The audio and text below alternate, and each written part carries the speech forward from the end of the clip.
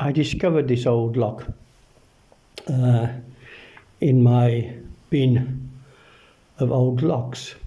It's an Italian Euro cylinder made by a company called Silca, who are probably better known for making key cutting machinery. Looking at the key, you can see it's a pretty old lock and the bitting is a bit strange, but let's have a go at picking it.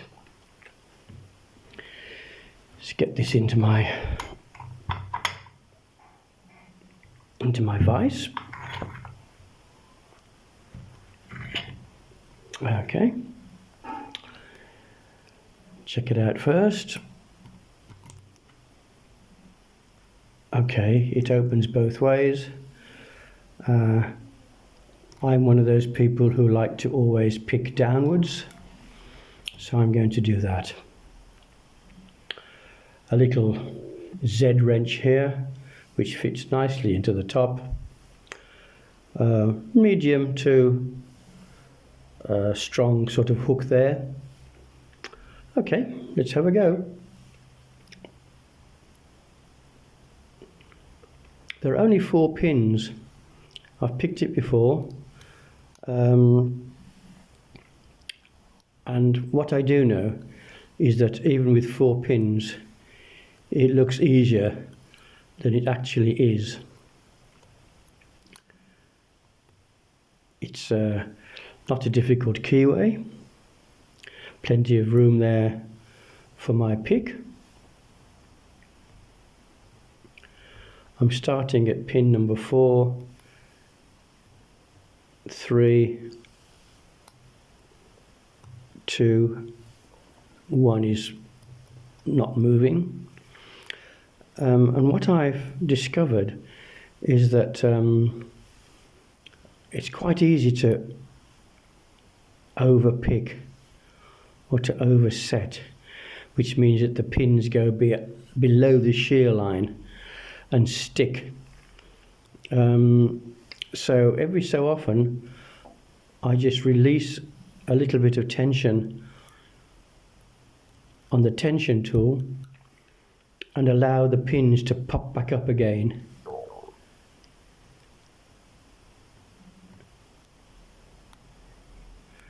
Okay, a little bit of movement on number 3. Back again to 4. 3 is quite strong on the spring. A little click there.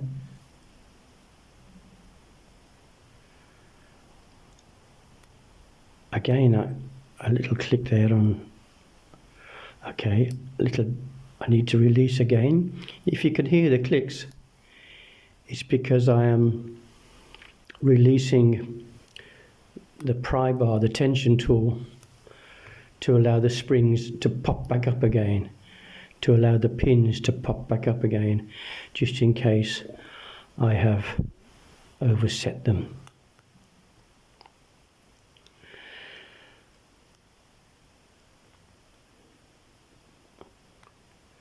Okay, we are forward to number 1 and 2 again.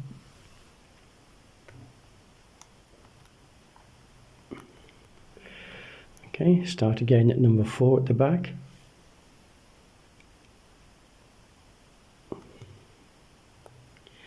Three, 2. Okay. It's amazing really how a simple little 4-pin lock can create so much hassle.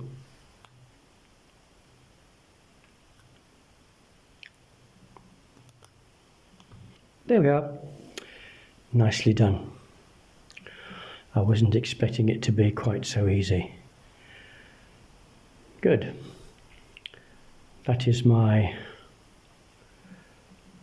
Silca Italian rather old lock opened.